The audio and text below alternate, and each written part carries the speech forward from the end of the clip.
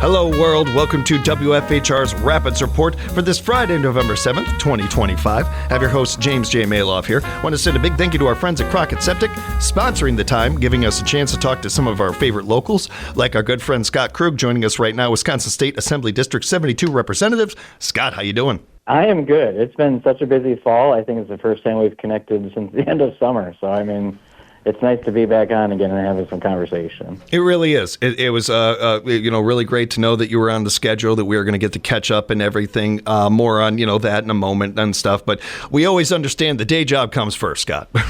The day job comes first. Yeah, which one, right? That's a good point. But I want to get into the, bipartisan election package that you've been working so hard on. There's also the solar facility project that you and Senator Teston have been working on. I want to talk about those.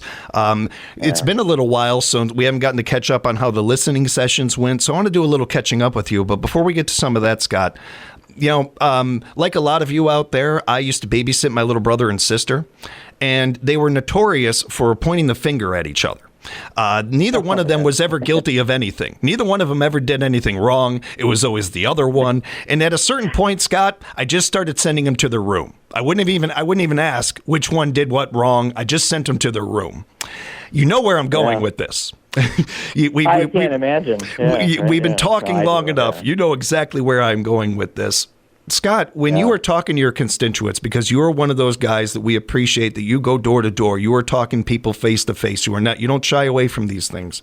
When you're talking to people, how are you answering that frustration that so many of your constituents, so many Americans are feeling right now, where it doesn't matter if you have an R or a D in front of your name, we're all sick and tired of the whining and the pointing the finger at each other and in this shutdown? Yeah, I can't tell you how many phone calls and emails we get about federal government dysfunction here at the state level, right?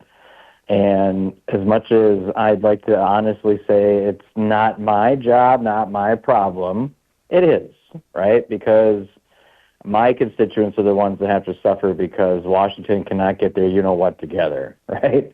Yeah. So I've got to be able to go back to these people and say, okay, here's what has happened this week. Here's what's planning to be happening in the next week.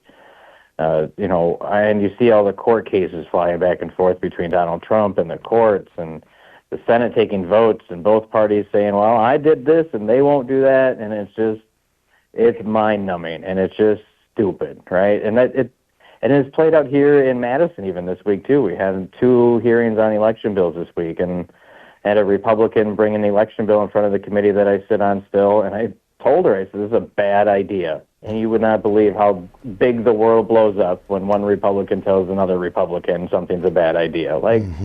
We all just have to start being a lot more honest with each other and a lot more honest with our constituents. And I think the problem in D.C. now with the shutdown is, yes, the Republicans keep saying we voted for the clean resolution, the House has passed it, the Senate has voted on it 13 times, and yes, Ron Johnson has voted for that, and Tammy Baldwin didn't vote for this, but there's another way to go about it. It's not just to put a clean resolution in front of a group of people that are just never going to support it.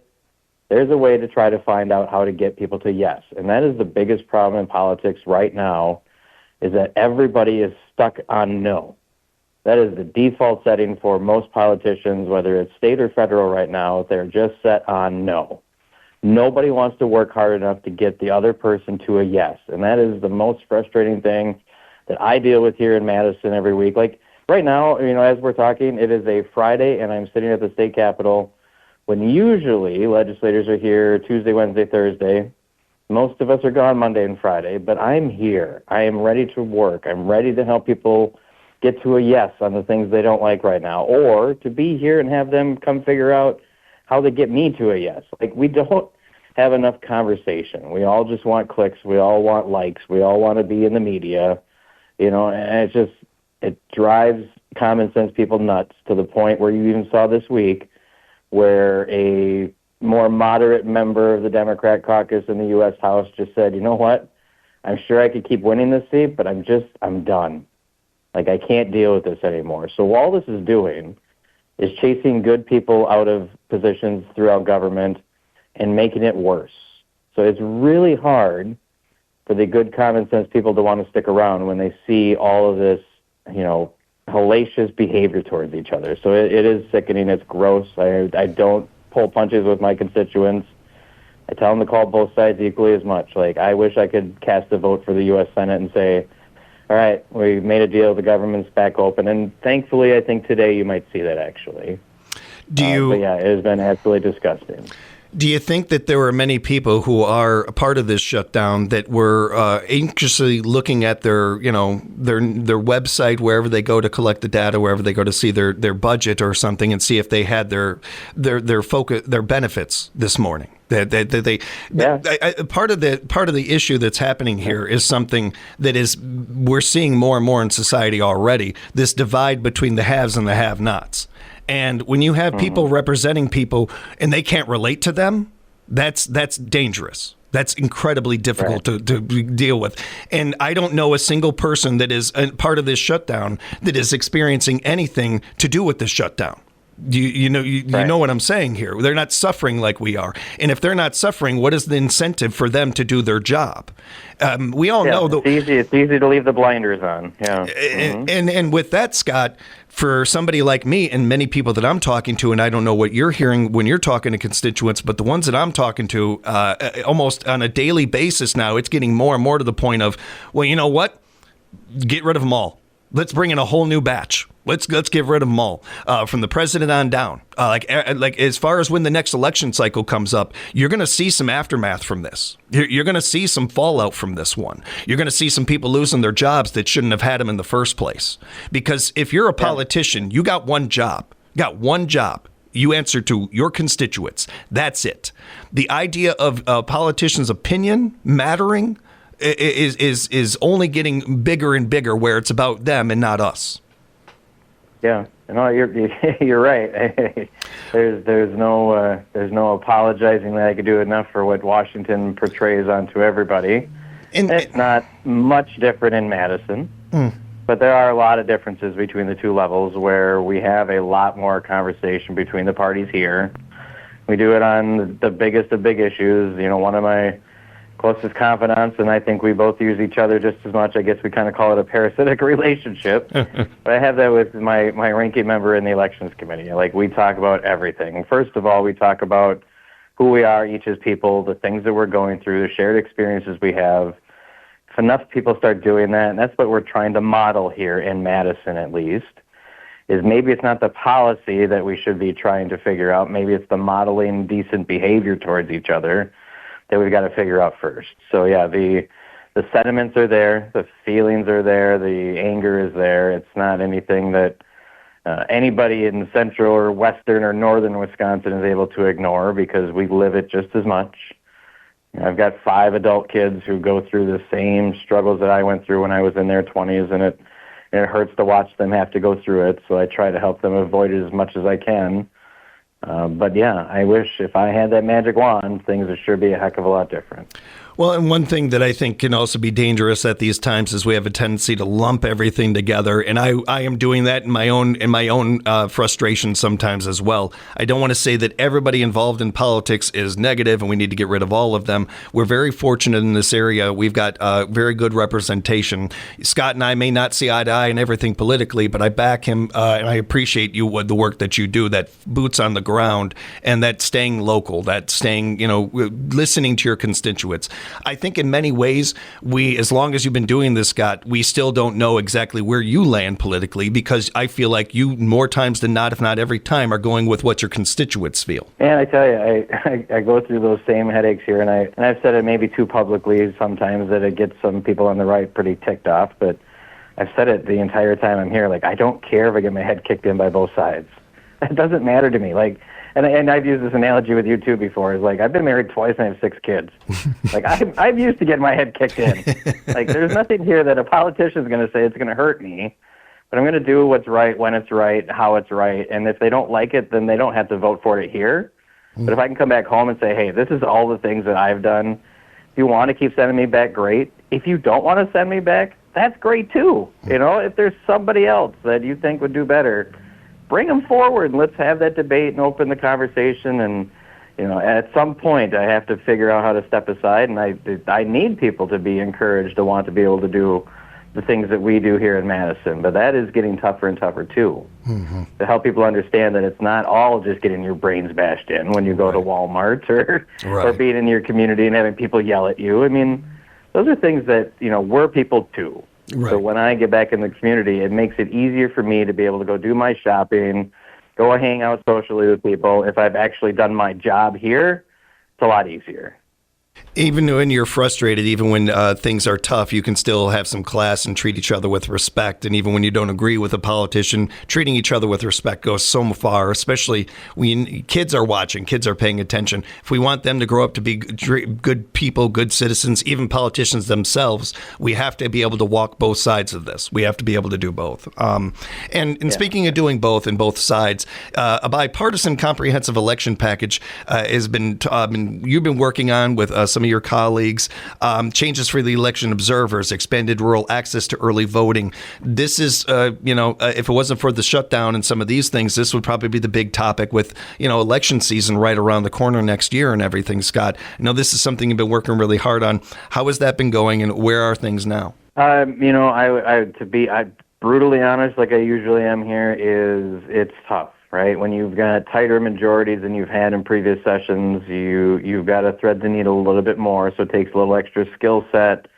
to get some of these big things done. So I think the main focus I've got right now on election bills is not just getting them onto the floor and getting them onto the governor's desk, but really analyzing exactly what they mean and what they do. For example, the in-person absentee voting hours is probably my number one priority, where you can see communities across the state who have over 100 some hours in the 2 weeks before Election Day, opening up their community halls and village and city halls to people to come vote early.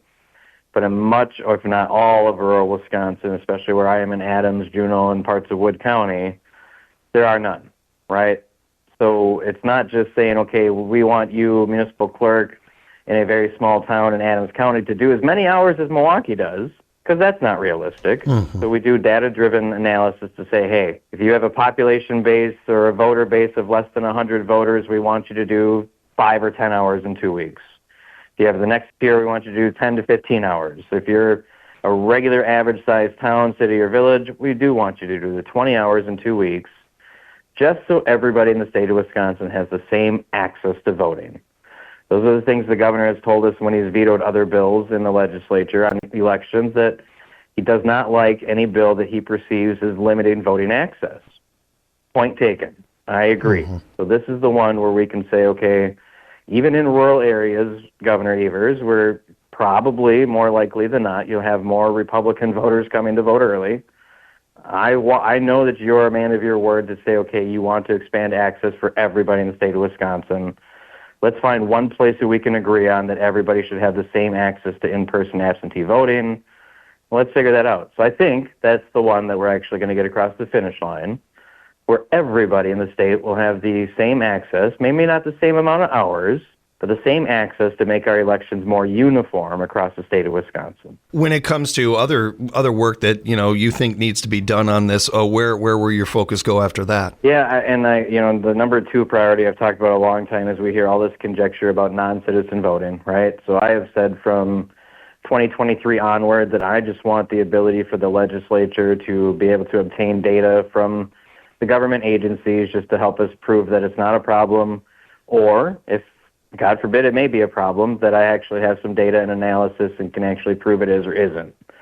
So another bill that we did was AB 595, which actually requires the Legislative Audit Bureau to have communications with the Department of Corrections, Department of Health Services, Department of Transportation on driver's license data, on death data, on felon eligibility to vote data, and just finally gather all the data, compare it to the statewide voter list, and just make sure that there is nobody on our voter list that shouldn't be. And I know my clerks do a hell of a job. Municipal clerks and county clerks have developed a great relationship with the entirety of them across the state of Wisconsin, but there's still 25% of our population that's just not sure. So I see my job as just trying to make sure as many people in the state of Wisconsin feel as confident as we can get So if it takes some more data matching, some more, some more technology in this process, just to make sure we're all doing what we're supposed to do and we all know what the answers are, then we're happy to do that. So that's AB 595 and then AB 312, I think, are the two biggest priorities, just to finally put to rest all the conjecture on all of these things that get thrown into the election space. Because like I said, I think elections are a proxy for what we do for democracy in the state of Wisconsin. Kind of all starts there. So we can model good behavior, if we can model good public policy, we can actually get to the point where people have faith and confidence in both sides of the aisle, that they feel they can connect with their legislators, and that actually things actually end up getting done. So I think just this program I've put into my head these last 3 years, driving towards that, isn't just election bills. It's about decency, common sense, and giving the middle and right and left of both sides, who are the 60% of our population who don't hardcore identify with the political party, a place to go with their concerns. We're speaking with Representative Scott Krug right now. And Scott, we had Senator Testin in last week, or earlier this week with the On the Job series last week. It was fun. I saw that. That was pretty cool. We had a blast, man. I've talked to him, worked with him for so many years. Did not realize he's basically somebody we went to high school with. It's fun. It's such a great series that he's doing, and it really does do so many of the things that I think he wanted to with that series, and really showing not only being in people's level, learning different jobs of his constituents, but also being on the same level as his constituents. And that goes so far, as you know, I'm sure. Yep, it does. And and Pat and I talk about this all the time. Like, before I was 25 years old, I think I had 27 different jobs, right? Okay. I mean, it is great to see everybody out there getting the experience that they can. I remember my days calling ice hockey games at UWSP and working in radio. I mean, those are memories that you keep with you when you have these different experiences. You remember the people you met, the places you were, the stories they had. You could put it all into your perspective when it comes to legislating then. So it's great to see him at a concrete company one week, at the radio station the next week, and at a social service agency the week after. So, I mean, the guy's doing a great job of, broadening his breadth of knowledge and his focus on the community. And thankfully for us, I think he's focused a lot of his attention on Wisconsin Rapids, and it's made it a great partnership to have a state senator working with their state rep to finally find some things that work for Wisconsin Rapids.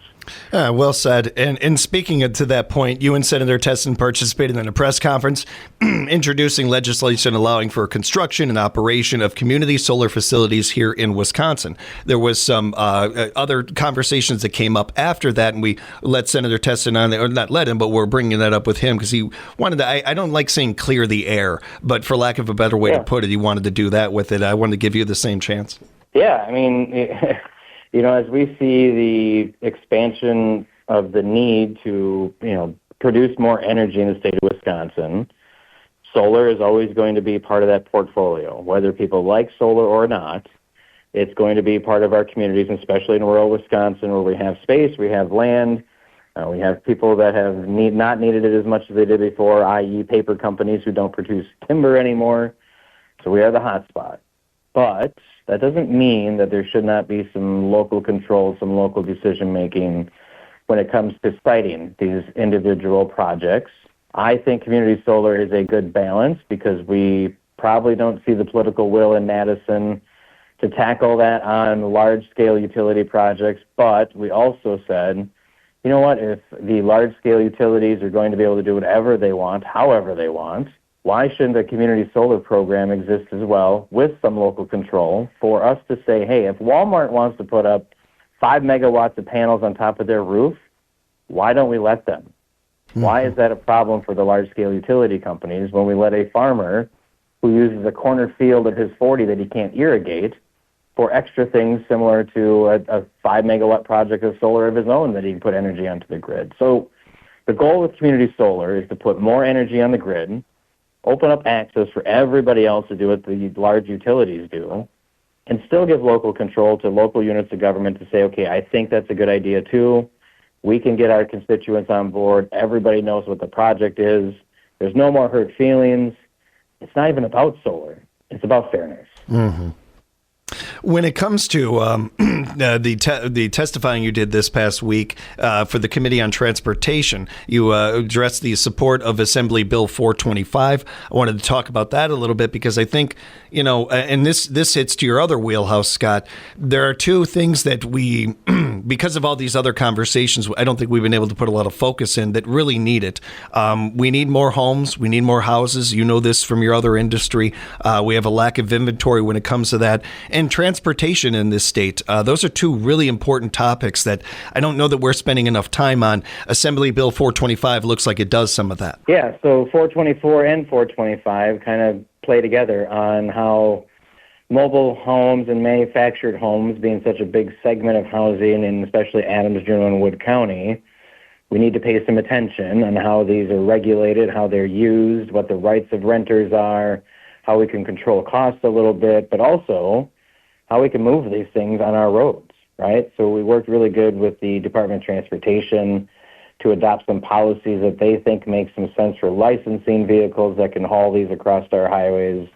And then on the backside of it in 424, just regulating all of these parks that I have all throughout Adams and Juneau County in particular, just to make sure that everybody knows what their rights are in case something goes haywire. Like there's always a circumstance where somebody can't maybe get their rent this week or are a little behind. We want everybody to know what their rights are as tenants.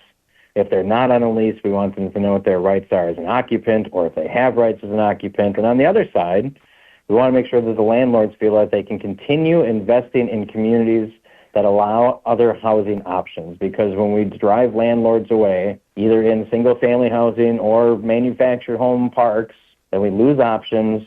Rents and mortgages get to be bigger costs, and we lose supply, and we make the problem worse. So we're trying to figure out the best way to not necessarily throw government at every aspect of these decisions, but to make sure that the ground rules are there, that everybody knows we're not moving the goalposts every time something comes up. So yeah, housing bills are a huge section of the work that we're doing again this session too. So I think we've got 7 or 8 different housing bills we're working on top of the campaigns and election stuff, on top of all of the other common sense things we're doing, and on top of that, trying to stop stupid stuff from happening too. I mean, sometimes I tell people all the time, like when I worked at the jail in Wood County, I always called myself the goalie.